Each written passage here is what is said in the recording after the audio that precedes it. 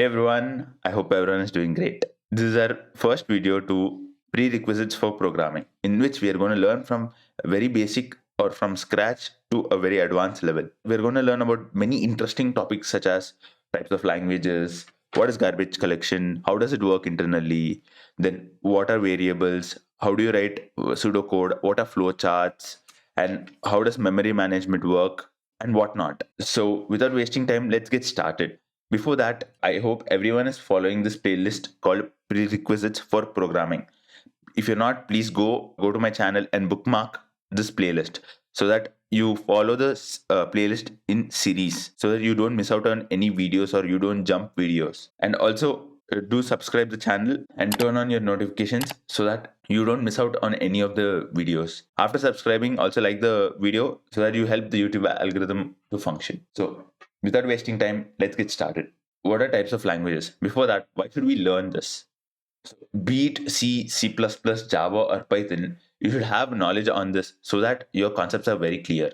So based on those concepts, you can build high-level concepts. Before discussing what are types of languages, let's discuss what is a programming language or what are programming languages used for. Programming languages help us to convert an idea into a form of code, and with the help of that, we can generate some output. Like for example, you can ask your computer to generate tables of 12. Directly, you can ask what is 12 into 6. So it gives you within milliseconds or nanoseconds, your computer gives you 12 into 6 is 72. But we'll take another example. Like assume you keep forgetting your friends' birthdays.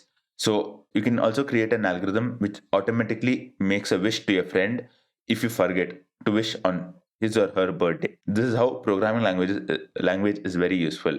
Basically, we can use programming to automate or generate any small piece of work to a very large or world-changing ideas such as self-driving cars or reusable rockets.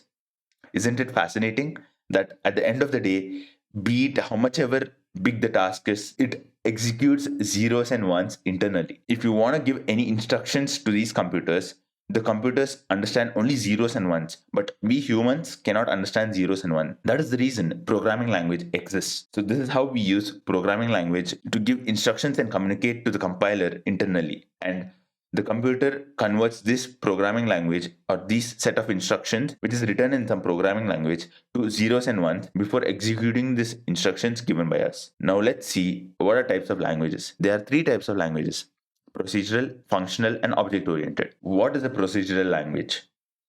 It specifies a series of well-structured steps and procedures to compose a program. Let's see this with an example. We'll take a very small example: multiplication of two numbers. Now, how do you multiply two numbers? We take an input for the first number. I'll consider first number as number 1. Input the first number, then input the second number, then multiply number 1 and number 2. If we take input for the first number, we take input for the second number, then we multiply the first number and second number. So this is the algorithm to multiply two numbers, and then we print it. Is it? So we take, for example, let's see, we take first number as 2, then second number as 3, then we multiply both 2 and 3. We get 6. So this is how it works. This is how the flow goes. But does it work like take the first number, multiply the two numbers, that is A and B, then take the input for the second number? It doesn't work like this, no. So such languages which maintain the systematic order of statements, functions, and commands to complete a task are called procedural languages. Now you guys can say programming languages such as Java follows this, C++ follows this, even Python also does follow this. And you guys are absolutely right. All these languages are procedural languages and follow the properties of procedural language. So now we have completed what is procedural language.